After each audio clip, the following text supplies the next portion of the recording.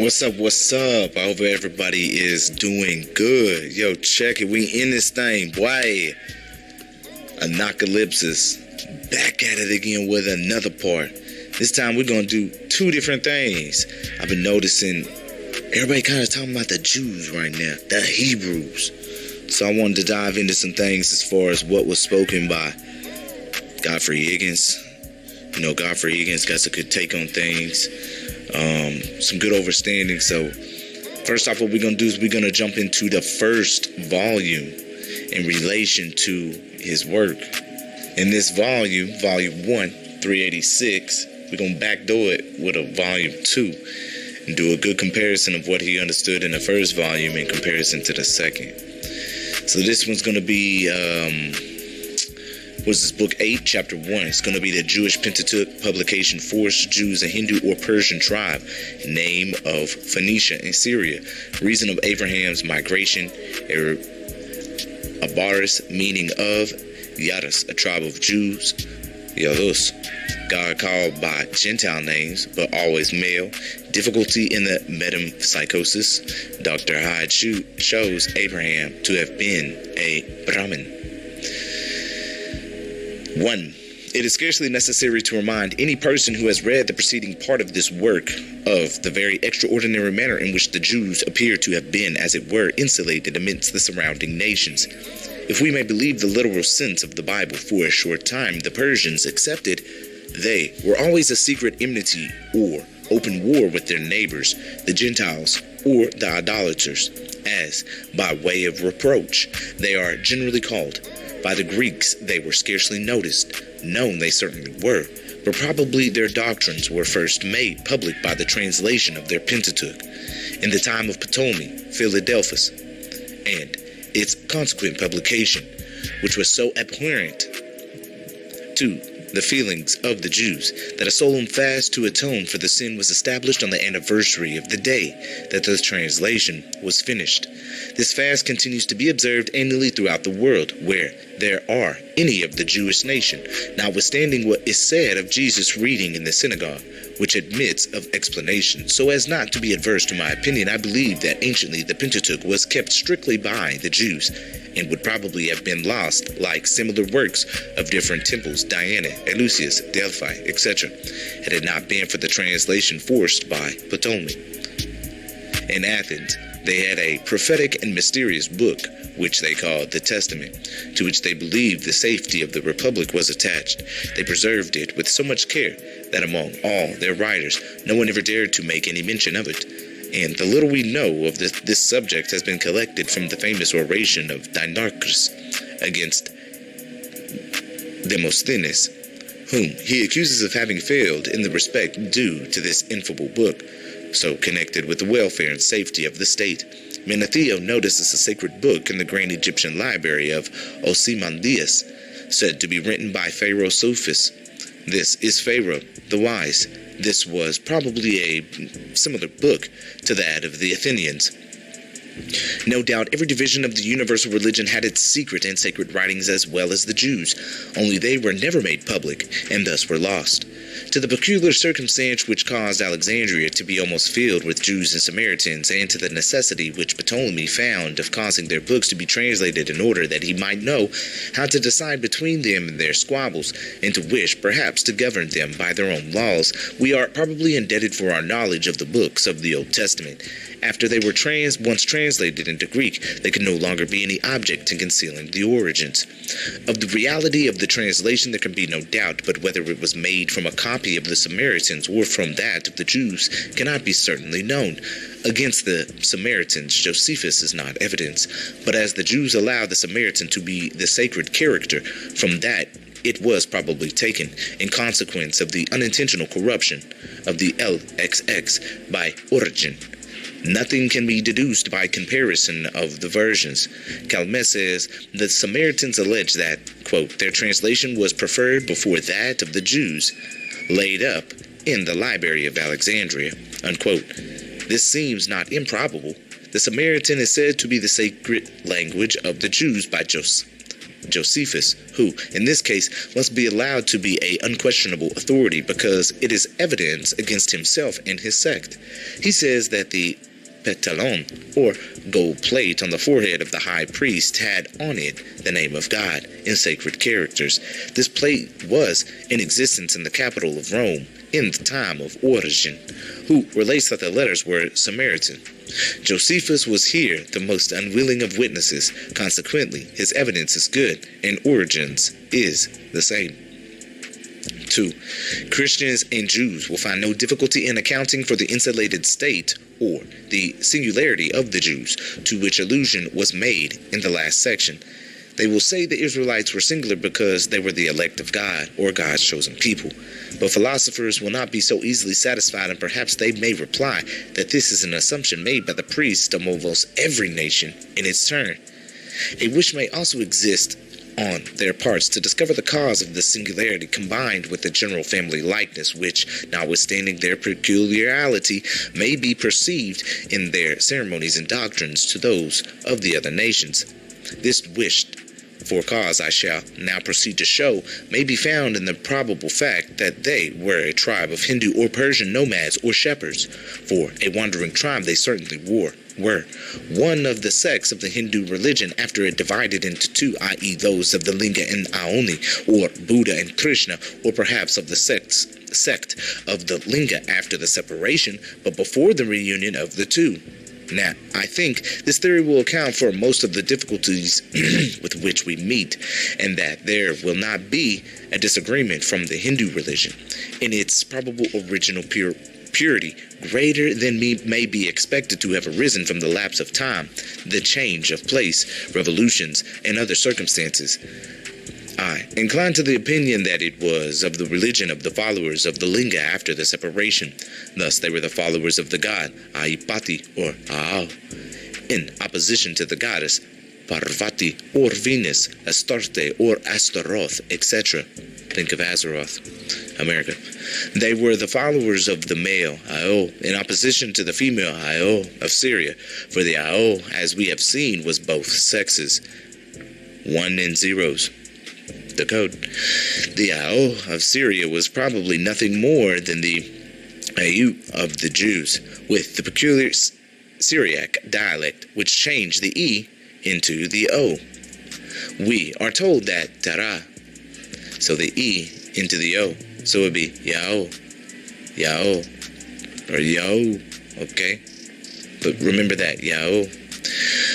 We are told that Tara, the father of Abraham, originally came from an eastern country called of the Chaldees, or Chaldees, to dwell in a district called Mesopotamia.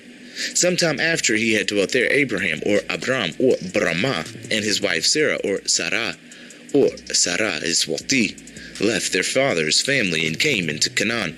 If the letter A be changed by metathesis from the end of the word Brahma to the beginning, as is very often practiced in the Oriental languages, we shall have correctly Abram. Or the A might be the only emphatic Chaldee article, making the Braham, or Brahmin. The word Iswati in the second name is now said to be merely a term of honor, like Lady Sarah. The identity of Abraham and Sarah with Brahma and Saraswati was first pointed out by the Jesuit missionaries. Quote, Mr. Paxson, in his Illustrations of the Holy Scriptures, describes the striking similarity of the manners, habits, and customs observable between the Israelites and the Hindu nations. Abraham is said to be the son of a Hindu Raja who, abandoning his caste and native land, which was Mesopotamia, went to reside in a foreign country, unquote. This Mesopotamia, as it was intimated in the last book, must evidently be the country called Doab, or the Mesopotamia of India, the same as the Greek. This is probably meant for Mathura on the Gumna, in the country between the Indus and the Ganges. They came ultimately into the country which they called Canaan, probably from a place in India, he says probably, which had the same name. Notice by Dr. Buchanan. And remember, this is volume 1. So we're getting a good base on what they understood before, at least on the most deepest of deepest aspects. He one of the most deepest writers in this time period. as far as comprehension, overstanding goes. So, number 3, in Isaiah chapter 3, verse 4, the city of Mathura or Heliopolis is called in the Vulgate Hanes or Hans, and in the LLX Heliopolis. Mr. Brand observes that the place called Hanes is by Stephanus Byzantinus called Ines or and by Herodotus. Now, it is remarkable that this was the very city to which the phoenix came at the end of every 600 years to burn itself on the altar of the temple of the sun. But under the circumstance of the Hebrews having no letter which answered to the Coptic or Egyptian, the word by them may have been rendered by the letter. This must also suppose the Egyptian language when the name Phanes was given to the city to be older than the Syrian of the time of Isaiah. But when what I have said and shall say respecting the antiquity of the language of African Ethiopia is considered, this will be found to be of no consequence, as Phoenicia was imagined to have had its name from a hero, Phoenix. So Syria is said to have had its name from a man called Cyrus. Down here in the footnote, he got good footnotes. On this one it says, I have said in my Celtic Druids, he wrote the book Celtic Druids, that Canaanites meant traders. I have changed my opinion on this subject.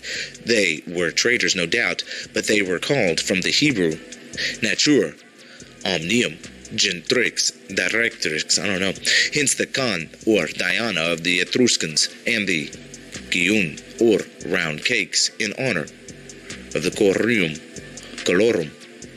Hence, the Chan, or the Jana of the ancient Romans, the Chion, became Juno. It was closely connected with the Chaones, or Caones, and had the same meaning as the Apollo. Comnius, the sun god of Egypt, is called Kan by Dioros Siculus, has observed that the lotus is equally sacred to the Khan of Egypt and Kania of India. In Deuteronomy, Moses orders the Israelites to destroy the names of the divinities of the land. Solomon Jarchi says this was done by giving them a contemptible name. This was the origin of Babylon, city of confusion. In the same way, and for the same reason, probably Canaan was a sectarian name of reproach with the Jews. In Greece, signified Mount Olympus or heaven, and any place abominated or unholy. Hence, Babylon, perhaps, the great disorder in ancient history has arisen, in some measure, from the custom of calling princes by new names and titles of honor. This is carried to such an extent in the Burman Empire that of the native country shudders at the idea of calling his prince by his proper name. Nothing can be more clear than that this, or something very similar to it, and equally embarrassing to the historian, was practiced in the East in ancient times. We find Abraham, Jacob, Joshua, and many others changed their names. And in these cases, the text of the history tells us why, or at least when they changed them. But what should we have done if we had not had that information?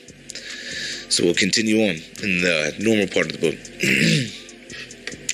One of the earthborn people. But Mr. Bryan says, Sir, Saur, whence was formed, signified the sun. It was the same as Sihor of Egypt, called by the Greeks.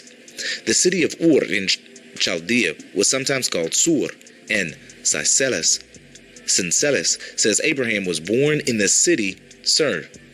Stephanus says Sur was common to many places. From this it seems that Abraham may have come from an oriental Sur, or Soria. But Abraham, or the Brahmin, came from Ur of the Chaldees. This may have been the peninsula of Saurashta, or of Zoroaster, or Surastan, which has been supposed to mean the fire of the Chaldees, alluding to their fire worship.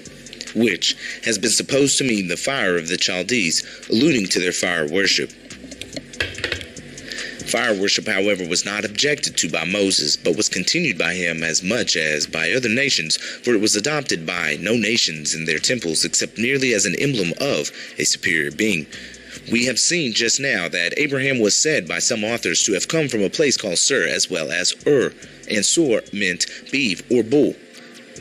All this is consistent, for Sur was called from the bull, in the old language being the origin of the word Urus, or bive, or beve, bive. After what has been said respecting the identity of the ancient languages of Italy and India, I feel no hesitation in locating Latin words in India, and thus I am led to the conclusion that Abraham's family must have come away from his country to avoid the adoration of the bull as well as that of the Yoni. We have found the Agnes or Aries in the Yagna sacrifice, the Agni construed to mean fire, the Agnes lamb overlooked. In the same manner we find the word called fire, the meaning of Uris or bull being overlooked. The circumstance of the Agni being only known at this time to mean fire is a proof that the Sanskrit language has been changed, and that we ought to go to an older language, its parent, or rather to it before its change. No one, I think, who looks at the word Agni and considers that in the Yagna sacrifice, or the sacrifice of the Agni, a lamb is slain, and that the Agni always rides a lamb, or if on foot, carries a standard bearing a lamb. And the other circumstance pointed out by me can doubt that the word Agni has originally meant lamb. I do not think that the least appearance of the worship of the bull can ever be perceived in the tribe of Abraham until their return from Egypt. But the sacrifice of the ram is ordained by God in lieu of the human sacrifice of Isaac. There was a district in India called or Uri, or Oriana, on the Jumna, which we shall find was the place from which Abraham came. For Abraham and his family or clan probably left their country on account of what he truly considered the corruption of the religion. The reconciliation or the coalition which the Brahmin books say took place between the followers of the Linga and those of the Aoni. He seems to have been of the sect of the Linga alone. When he first came into Canaan, the natives, with their Canaanitish king-priest Melchizedek, were of his religion, that of Brahma and Persia. When his tribe returned from Egypt under the command of Joshua or the Savior, to which only they had been driven by famine, and where it is evident that they never were comfortable, they found the Canaanites with their Ionic cities, Iona and Antioch and Iona at Gaza, had become corrupted. They had fallen into hearsay of Babylon and the Chaldees. The measure of their iniquity was full, and they conquered them. The Canaanites forfeited their dominions, and the Israelites seized them, and under the Savior, the son of Nave, restored the temple of Melchizedek on Gerizim, which was afterward removed by David and Soleiman, or Solomon, to Jerusalem. This shows us why the Israelites were a peculiar people in the midst of nations of enemies on every side, hating all nations except the Persians, who, in the time of Cyrus and Ahasuerus, were of their own religion, and who, without minding their domestic feud, restored their temples both on Gerizim and at Jerusalem. The Israelites exhibit several remarkable points of resemblance to the followers of Brahma and Krishna to this day. The religions are mutually intermixed with many of the rites and ceremonies of their predecessors, the Buddhists. The first book of Genesis is Buddhist. The sacrifice of the lamb at the vernal equinox or at the Passover is clearly the sacrifice of the Yajna, offered by the followers of Krishna and Brahma. This accounts for the hatred of Moses to the bull and the partiality to the lamb. Jeroboam and the Samaritans fell off to the bull and the queen of heaven into the union, and thus, too, the Iudahites became heretics. I have said above that Abraham came from India or Persia. It is very possible that the tribe might originally have come from India and have resided a long time in Persia before it moved forwards into Canaan. Now, look at this anyways. Look at what he already saying, Abraham come from India. So he's already on point with it, but not all the way. And okay, we're going to get to volume 2, don't trip. It is very possible that great numbers of persons constituted a tribe and came into Syria, and went then into Egypt. Through the history of the family of Abraham only is given. I think this is not contrary to the fair meaning of the history and removes some difficulties. Although the ancients of the West do not seem to have known much of the doctrines or sacred books of the Jews, yet Abraham was well known to them. Several persons, both Greek and Oriental, have written respecting him. They all agree that he was not a native of Syria, but that he came thither from the east. If we can believe Mr. Faber, how far east are we talking about, baby? If we can believe Mr. Faber in the Decipher, which must, I think, be genuine, however, much of it may have been corrupted by Moshani in rendering it out of the old language into Persian. The adoration of the bull and Buddhism first prevailed in Persia, but this, there is reason to believe, was succeeded by Krishna and the Lamb, which might have come in with Gemshid. The ancients would say that from Brahma, who came into Persia, came Brahmanism and the Brahmins, but yet there would have been no Brahma. Thus, when the Israelite tribe, who were a sect of Brahmins, came into Syria, they would merely say that Abram came.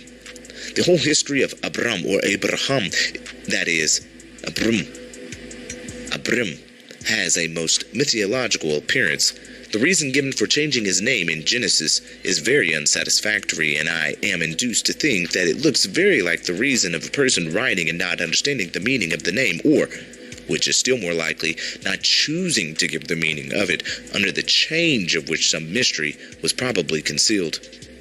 The word means multitude, and the word Ab may mean father, but Abr never means father. Now suppose the letter A, after the manner of the Chaldee, to be the emphatic, to mean the, and the word Brum to mean the same as the Brahmin of India, whatever that might be, and suppose this Br, the first syllable of the Brahme, Maya, to mean, as Mr. Wider says it does, mean in all old languages, creator or former, giver of forms. Then, by adding it to the word we get the meaning given by the author of Genesis, and this in a way in perfect keeping with the remainder of the book, though perhaps mystical enough. I again repeat that according to the common idiom of the Hebrew, Abraham cannot mean father of a multitude. Dr. Hale says that Abram meant a high father, and Abraham, a father of a multitude of nations, from Ab, a father, in Chaldee, great, and the abridgment of Emun, multitude. It has been thought that the word Abraham had the meaning of stranger. This will apply to the Brahmins as well as to Abraham, because they are considered to have come into India from the north. The reader must remember that I am supposing Moses to have written many hundred years after the arrival of the tribe from the east, and that in the course of the events of which I treat, time enough had passed for the languages to have materially changed, an event which we know to have taken place. Then I think there is nothing against our going back to a language common to both for the origin of the word, for the farther back we go, the nearer, of course, all the language would be to one another. Let me not be called a wicked atheist for seeing the likeness between Brahma and Abraham. For what says the Reverend and learned Joseph Hager? Quote, as the Indian alphabets are all syllabic, and every consonant without a vowel annexed is understood to have an A joined to it, there is no wonder if from Abraham was made Brahma. And thus we see other Persian words in the Sanskrit having an A annexed, as Diva from Div, Apa from Ab, Diuda from Dud, etc. Unquote. Dr. Hyde says that Ibrahim, or Abraham, by the Persians is never called otherwise than Ibrahim, or Abraham, Zaradusht. That is evidently Zaradusht, the Brahmin. All this, I think, is confirmed by a fact which we learn from Damascenus, that Abraham first reigned at Damascus, and Alexander Polyester, who lived about 90 years before Christ, and Eupolemus, who lived about 250 years before Christ, say that he came and resided in Egypt at Heliopolis, that is, Maturia, and there taught astrology, which he did not profess to have invented, but to have learnt from his ancestors, of course, in the East. This is confirmed by Artapanus. It seems not unreasonable to suppose that by means of Abraham, Maturia acquired its Indian name, the name of the birthplace of Krishna. Number 5. Mr. Bryan thinks that Abaris in Egypt had its name from the word Ober. This seems not unlikely, as it was here that the Israelites dwelt. It does not seem improbable that it had its name from them, as I have shown in my Celtic Druids that they had their name from the word Ober. The city of, quote, the city of Obaris was called Setrom, and Urbs, Typhonia, Seth being, as Plutarch assures us, the Egyptian name of Typhon, the great enemy of their gods, unquote. It seems to me to be difficult to say that Abaris was not the city of Maturia of Abaris, or Obri, the strangers of Heliopolis of On, or of Destruction, as it was called, or Typhon. The names of this city curiously confirm my doctrines. It was called On, or the city of the generative power of the sun. It was also called the city of Typhon, or of destruction, because destruction was regeneration. It was also the city of the sun, because the sun was both creator and destroyer. The sacred books tell us why Abraham went into Egypt, and the Gentile authors find him there, and thus confirm the fact, and the finding this Brahmin and his tribe at Maturia is very striking. All this is confirmed in various ways by Eupolemus, Berosus, Philo, and Josephus, and indirectly also, I think I may say, by Sanchoniathon. When Alexander says that Heliopolitan priests made use of the astrology of Abraham, it is the same as to say the astrology of the Brahmins. And when the Greek Orpheus says that God of old revealed himself to one Chaldean only, I quite agree with Hornius that it is probable the person called Abraham is meant. Whether he was really a person or a sect or a system, I beg leave to observe in passant that from Sanchoniathon we have in substance the same cosmogony for the Phoenicians as is found in Genesis. On this account, the genuineness of his work has been doubted, but I think without sufficient reason, as the reader must perceive.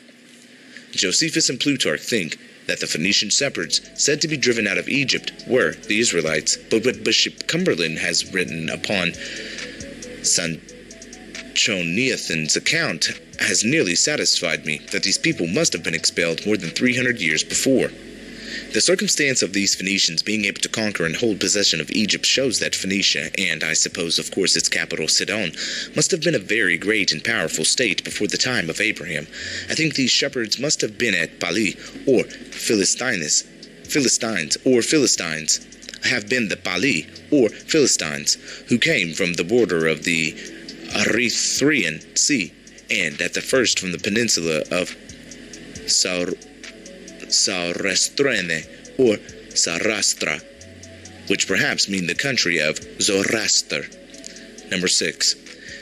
I will now state another fact, which, coming from the quarter whence we have it, cannot be disputed on account of any interest or system. The tribe of Krishna had a name, noticed by me before the book 5, which is very remarkable. Captain Wilford says, quote, the Yadus, his own tribe and nation, were doomed to destruction for their sins, like the descendants of Yahuda, or Judah, which is the true pronunciation of Judah.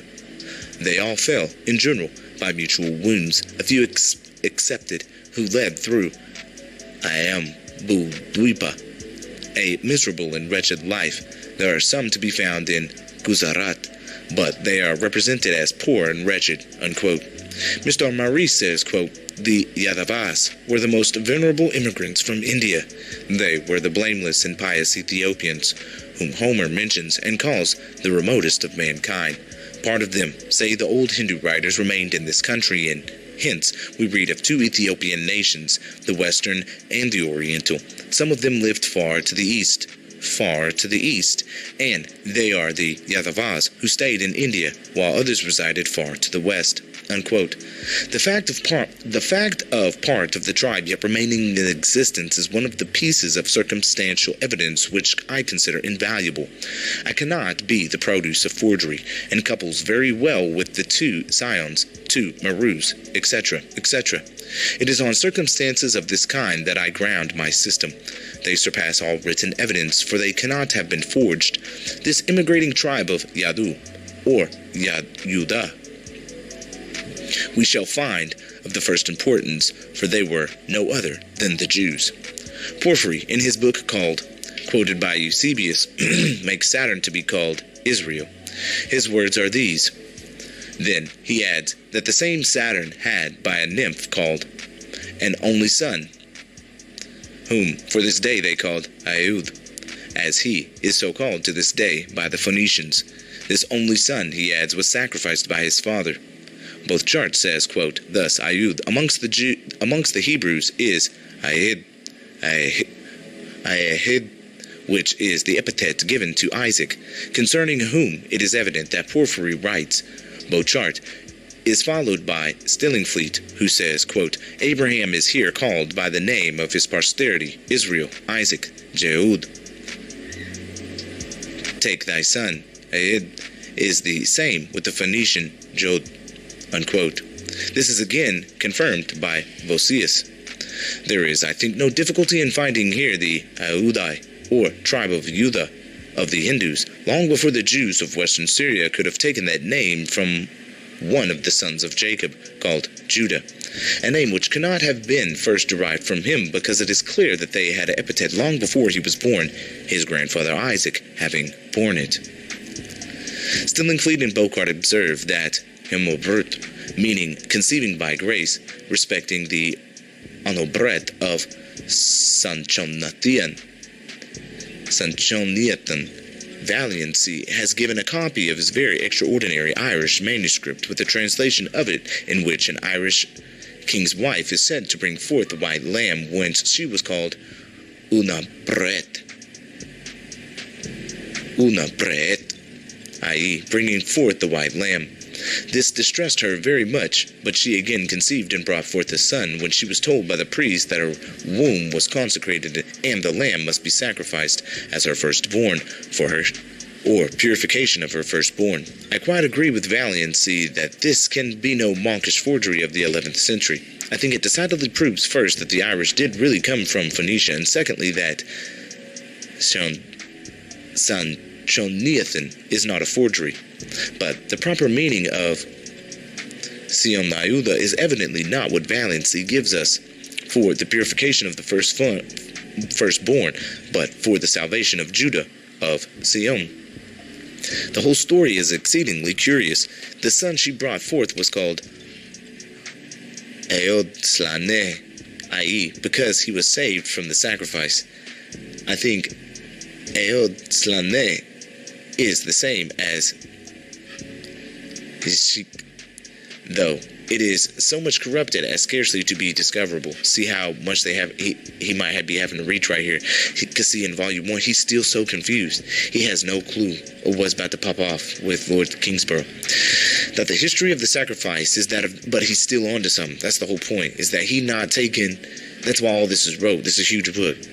And that's why he's writing all this, because he knows is a deeper than what is just presented, you know. There's veils to be removed here. So let me see. That the history of the sacrifice is of the nature of a mythos, or fable, or parable, for the purpose of teaching a doctrine is, I think, very clear, and I think the doctrine also is clear. The first object was to abolish human sacrifices by the substitution of the lamb, which Moses afterward did better by a redemption price. The next object was to inculcate the absolute necessity of obeying without any, even the slightest, doubt or hesitation, the orders of God, in other words, the order of the priest. That we should find the name of Audai, of the sect, in the father of the 12 tribes is not surprising, and accords well with what I have suggested. The word Jew is a mere Anglicism, and the word Yudi, or Ayudi, is more correctly the Hindu name, come from where it would. No doubt it might come from the name of a son of Jacob, but still this must have been a second hand after the division of the tribes. It is most probable that it came from the tribe of Ayudia, as the head of the tribe seems to have been known by that name, as I have before stated, many years before the son of Jacob was born, and who was probably so called after his ancestor.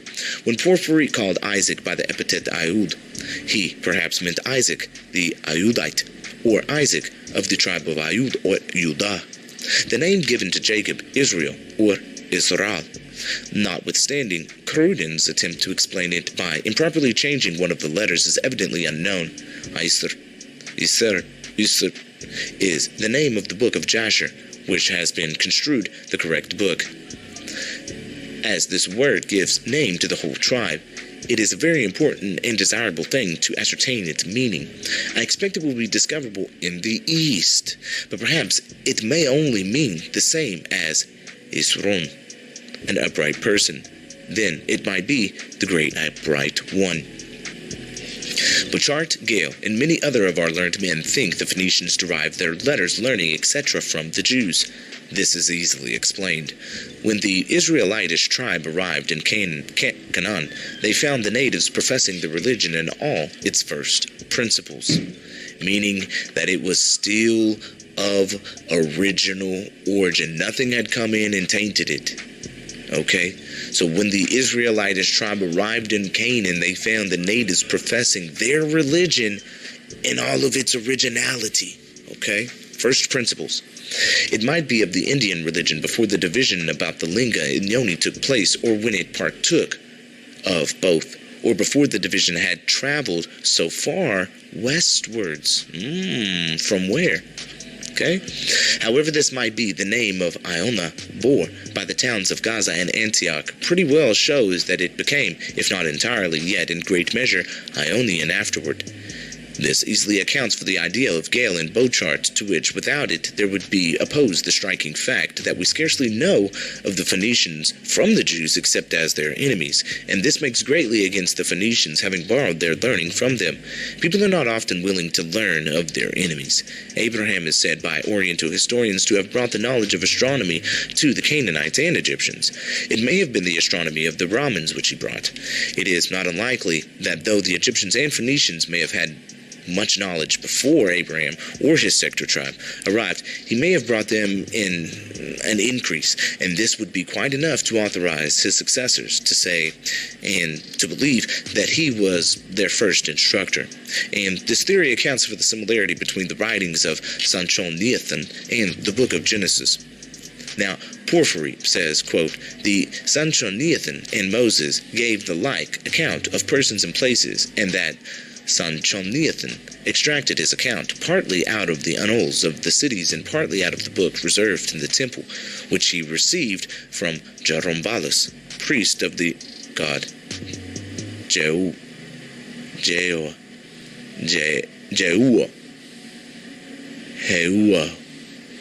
i.e.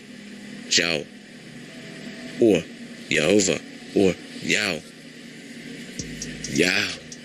or Jehovah. The words of, unquote, the words of Porphyry are, as given by Eusebius. All this shows that fundamental doctrines of the tribe of Abraham and the Phoenicians were the same, though they themselves might be of different sects. This system established by Moses confirmed the line of separation between them. His anxiety was to prevent his people from falling into the Tauric or Ionian heresy of Babylon and Iona, ancient Antioch, and of Iona, of the Philistines of Gaza, his bitter enemies, to prevent them from relapsing into the worship of the bull-headed Baal and Baltis and the bull-eyed Juno, or Astaroth, the Queen of Heaven. He endeavored to keep them to the religion professed by Melchizedek, to the worship which Abraham brought, and which his tribe followed at Matoria, or Heliopolis of Egypt, to the worship of the Savior, or Messiah, typified by the Lamb of the Zodiac in India, called the Savior, or Hare Krishna, in short, to the worship of the male generative principle. We have seen that the Yaru was said in India to be the father of Krishna. And what they mean by that is, when we're going over some of the things that we're going through with the investigations with the team, the aspect of how we have the male androgynous deities of understanding here in America and how they are being translated over to India and brought to other societies. And then, we have a split of those two. And this is clearly being spoken about as it's possibly at a later period than the Americas, as far as what we've seen so far, at least what we coming across, So number 7, it has often appeared to me an extraordinary circumstance that the God of Moses should be called by the same names as the God of the Gentiles, Adonis and Baal, for instance. I have read that the Jews count in the Bible 32 names of gods, but I believe in no case whatsoever whatever, will he be found by the name of one of their goddesses. Though he is called Baal, he is not called Baltis. If I be right, this is easily accounted for. When Abraham arrived in Canaan, the Ionian heresy did not prevail, and he had no objection to his god being called after the names of the gods of the single male principle, or perhaps of the double principle. But he utterly rejected the Ionism and the idolatry, its general concomitant, into which Canaan and Syria fell, between the time of his tribe going into Egypt and returning, as the Hebrew text says, after upwards of 400 years. When the tribe left Canaan, the Ionic principle might be gaining ground, but not have become the prevailing superstition. When the Jews returned, increased in strength and sword in hand, the name of the towns Iona showed that Ionism prevailed. As I have stated before, the close similarity between paganism and Judaism is not only admitted by Mr. Faber, but is descanted on him at great length.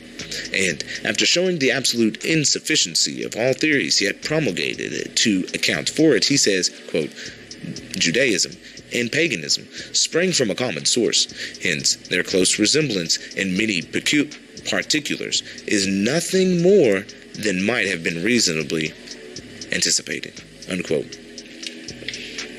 If it be said that we do not find such clear marks of this resemblance in the books of the Jews as we ought to do, I reply, we everywhere find the worship of the female generative power reprobated under the name of Astaroth of the Sidonians, Queen of Heaven, Bolishmin, and Muktisman, and the male Jove or Jupiter extolled. If I be right, it is evidently the object of the Israelitish books to conceal the secret doctrine under an allegorical history. Let's say that one more time. If I be right, it is evidently the object of the Israelitish books to conceal the secret doctrine under an allegorical history. And it is very possible that the real truth might be soon forgotten by the Jews who contemplated their histories with only the narrow views and eyes of sectaries. In the whole of the Jewish books, I cannot discover a single passage indicative of a tendency to tolerate the worship of a Queen of Heaven. If ever anything like an attempt was made, as in the case of Solomon, it was met with the bitterest intolerance on the part of the priests. Witness their violence against him for his toleration of the Sidonians. Not his adoption of the religion, I believe, but only his toleration of it. With respect to the adoration of the female generative principle, the Israelites and the neighboring Gentiles seem to have been situated exactly like the Baptists and the Protestants. The Israelites adorned the phallus, or linga, as is evident from the stone set up and anointed with oil by Jacob. But nowhere can an emblem of the female principle be discovered. The festival of the So see, what's important here is the aspect that the further we go back into understanding the religions, they looked at the divine as multifaceted. And especially here in America, we can see the clear trail that's left in the split of the two, of the male and female principles. Continuing on. The festival of the ram, the yajna, sacrifice, the emblem of the I am that I am, or the I will be what I have been, and the masculine gender is apparent in the variety of ways. But nowhere can any emblem of the female principle be discovered except as an object of reprobation. The Gentiles adorned both, examples of which need not be given. The modern Romanists adore the ram, the Lamb of God, and also the Virgin, the Mother of God, the Queen of Heaven, the Regina Stellarum. The Protestants adore the Lamb of God, but they, like the Israelites, can scarcely be found in any case to pay the least respect to the Queen of Heaven. At Antioch, Iona, at Delphi, at Rome, both are adored. At Jerusalem and London, only one, the Lamb, the Ione, was and is detested in the last named places. The fact cannot be denied. Was it the effect of an accident or of a secret religion? Probably the same, cause some cause arising from the character of man in certain classes, which produce the dislike to Ionism or the adoration of the female anciently in India, produce the same in our Calvins and Luthers, of the real nature of which they might be themselves unconscious. It will perhaps be objected to this, that there is no more particular account of the distinction in the Scriptures, but the case in this respect is exactly the same as it would be with us if all the writings of our time were lost except the sacred ones, as were those of the Israelites. But the worship of the Queen of Heaven is reprobated many times by the prophets, particularly by Jeremiah, and that in the strongest terms. My reader must recollect that, according to the Hindu history of the religion, the first worship was paid to a double object, like I said, and that the worshippers were afterward divided into those who adored the male and those who adorned the female principle. It is notorious that there are in India great numbers of sects divided from each other, like the sects of the Christians, sometimes by important and other times by trifling and perfectly unimportant distinctions. With this well-known fact before them, it is perfectly astonishing that our Indian philosophers should expect to find the different astronomical and astrological mythos explained by one key. There are probably great numbers of systems, all having perhaps the same kind of foundation, but differing in the superstructure. The system of the 10 ages, which I have explained, is one. The system of the 14 manvantaras is another. Number 8. I have been told in reply to my arguments in favor of Abraham and his tribe of Ayudai, being Brahmins, that if it were so, we should find the metempsychosis in Judaism. I am ready to acknowledge that this seems a fair objection. Oh, y'all gotta remember that this is so important when we come into Volume 2, okay? The metempsychosis, alright? But this tenet may have constituted part of the esoteric doctrine as alleged by Mr. Maurice, and as some other equally important doctrines appear to have done. For instance, the immortality of the soul is so little apparent in the Pentateuch that many of the most learned Christian divines have denied that it is there at all. A great bishop was written 12 volumes to prove it is not there. And I reply that whatever caused the concealment of the one caused the concealment of the other, or whatever caused the one to be little apparent caused the other to be little apparent. They are, in their nature, closely allied.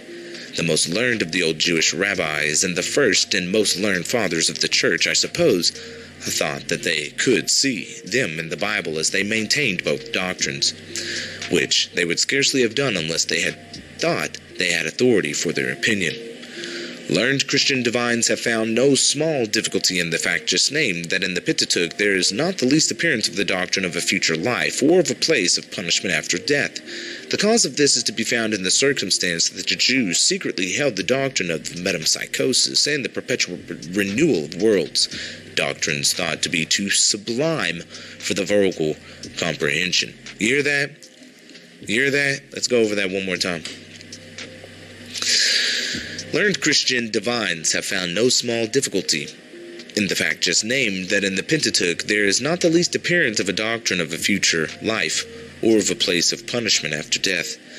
The cause of this is to be found in the circumstance that the Jews secretly held the doctrine of the metempsychosis and the perpetual renewal of worlds, doctrines thought to be too sublime for vulgar comprehension. The doctrine of a Hades or hell arose in times long after those of Moses among the Persians, when the doctrine of the two principles came to be formed and the sublime Hindu Trimurti was forgotten. It is evident that the doctrine of a hell is quite inconsistent with the metempsychosis. This simple consideration removes all Bishop Warburton's difficulties. At first, when Christianity was unsettled, the transmigration of souls and the millennium or renewal of worlds were received by the Christian fathers.